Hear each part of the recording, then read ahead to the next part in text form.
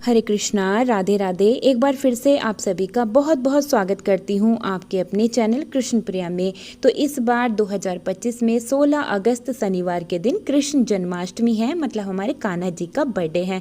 और सभी देखिए कान्हा जी के बर्थडे को बड़े धूमधाम के साथ मनाते हैं। तो हमारे यहाँ पर भी कान्हा जी के बर्थडे की तैयारियाँ शुरू हो गई हैं, शॉपिंग शुरू हो गई हैं। उम्मीद करती हूँ आप सबने भी कान्हा जी के बर्थडे की तैयारियाँ शुरू कर दी होंगी। आज की इस वीडियो में हम आपको बताएंगे कि जन्माष्टमी के दिन दोपहर के बाद शाम के समय में कान्हा जी की सेवा पूजा किस तरह से करनी है, सारी जानकारी वीडियो में लेकर के आए हैं। वीडियो थोड़ी भी पसंद आए तो लाइक शेयर जरूर से कीजिएगा। अगर चैनल पर पहली बार आए हैं तो प्लीज चैनल को सब्सक्राइब जरूर से कर लीजिएगा। तो हमने दोपहर के समय में ठाकुर जी को भोग प्रसादी कराने के बाद में उनको शयन कराया था। तो उनको जो है जगा लेंगे राधे राधे बोल के तालियां बजाते हुए, और फिर लला को बहुत हल्का सा गुनगुना मिश्री डाल करके दूध पिलाना है। ठीक है, उसके बाद में लल्ला को यहीं पर ही जो है उनके बेड पर, उनके बिस्तर पर बैठा के रखेंगे। और जो भी श्रृंगार हमने कान्हा जी को सुबह के समय में पहनाया था उसको दोबारा से पहना लेते हैं, जैसे गले का हार या मुकुट, कंगन, जो भी हमने सुबह उनको पहनाया था दोबारा से पहना लेते हैं।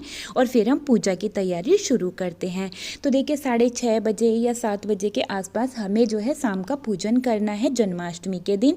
और फिर हमें अपने प्यारे लड्डू गोपाल जी को उस स्थान पर विराजमान करना है जिस स्थान पर हम पूजा करेंगे। ठीक है, तो ये आप अलग से चौकी लगाकर भी कर सकते हैं, घर के मंदिर में भी कर सकते हैं, या फिर जन्माष्टमी के लिए आपने जैसे कोई झांकी वगैरह बनाई है और वहाँ पर कोई पूजा का स्थान बनाया है तो आप वहाँ पर भी लड्डू गोपाल जी को बैठाकर ये पूजन कर सकते हैं। अच्छा, जन्माष्टमी के दिन सुबह का पूजन किस तरह से करना है ये भी वीडियो चैनल पर जा चुका है, अगर आप देखना चाहें तो जाकर देख सकते हैं।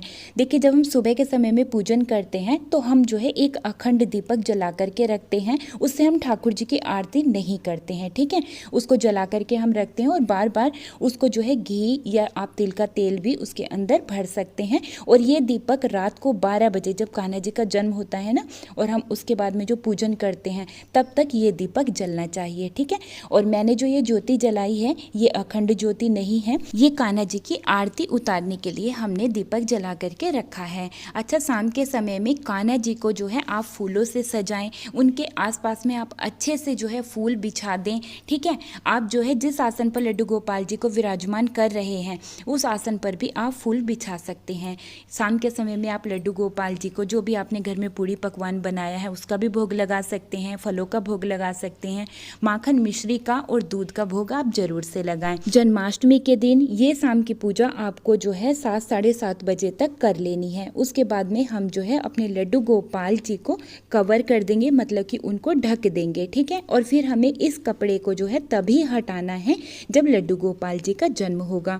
तब तक जो है आपको ठाकुर जी को बार बार उनको जो है कपड़ा हटा के देखना नहीं है। ठीक है, इसी तरह से उनको जो है ढक करके रखना है। अच्छा देखिए, लड्डू गोपाल जी का जन्म सभी अपने अपने तरीके से करवाते हैं। कुछ लोग खीरे को कट करके लड्डू गोपाल जी को खीरे के अंदर रखते हैं और ऊपर से खीरे को ढक देते हैं, इस तरह से वो जन्म करवाते हैं। लेकिन हम अपने कान्हा जी को इसी तरह से आसन पर बैठा देते हैं, या आप लेटा भी सकते हैं। ठीक है, फूलों का आसन बिछा के उसके ऊपर आप कान्हा जी को लेटा भी सकते हैं। और कान्हा जी के पास में आप जो है एक डंठल वाला खीरा जरूर से रखें, और एक आपको सिक्का रखना है। 1 रुपए का रख सकते हैं आप, 2 रुपए का सिक्का भी रख सकते हैं। ठीक है, और जब कान्हा जी का जन्म होता है रात को 12 बजे तो सबसे पहले उस खीरे को उठाना होता है और उसको जो है क्लॉकवाइज जहाँ से डंठल होता है ना उसको कट करना होता है उस सिक्के से। ठीक है, चाकू से कभी भी कट नहीं करना है उस खीरे को, उसको हमेशा सिक्के से ही कट करना चाहिए। और जो आगे वाला हिस्सा होता है डंठल वाला उसको आप मिट्टी में कहीं पर दबा दें, और जो पीछे वाला हिस्सा होता है उसको प्रसाद के रूप में आप अपने घर के सभी सदस्यों को दे सकते हैं। देखिए कान्हा जी की सेवा सब अपने अपने भाव के अनुरूप करते हैं, और कान्हा जी का जन्म भी सब अलग अलग तरीके से करवाते हैं। कोई खीरे को कट करके उसमें विराजमान करते हैं खीरे में, कोई जो है कद्दू में भी कान्हा जी को विराजमान करते हैं अंदर। लेकिन देखिए हमारा ऐसा मानना है कि हमारे कान्हा जी जागृत हैं, सजीव हैं, तो हम कभी भी कान्हा जी को खीरे में प्रवेश नहीं कराते हैं। ठीक है,